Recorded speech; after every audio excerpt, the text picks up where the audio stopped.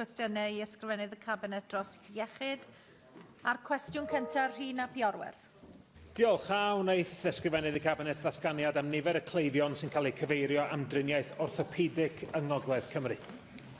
Thank you for the question. There has been a significant increase in orthopedic referrals in Betsi Cadwaladr over the last 4 years, and capacity has not met demand. The local health board is taking a range of measures to deal with the increase, including the use of various triage services, such as physiotherapists and GP practices, and lifestyle and weight management clinics, in line with the recommendations of the Planned Care programme.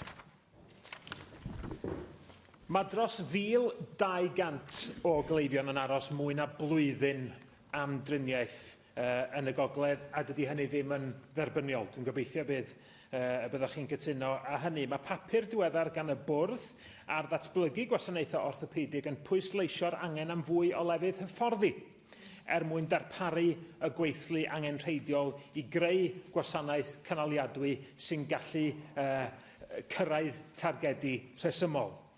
Oni dydy y datganiad wnaethoch chi ddoe nad oes na achos dros sefydlu ysgol feddygol yn y Gogledd yn mynd yn gwbl groes i ysbryd papur hwnnw ac yn groes i yr hyn ddwedwyd yn adroddiad diweddar y Pwyllgor Iechyd.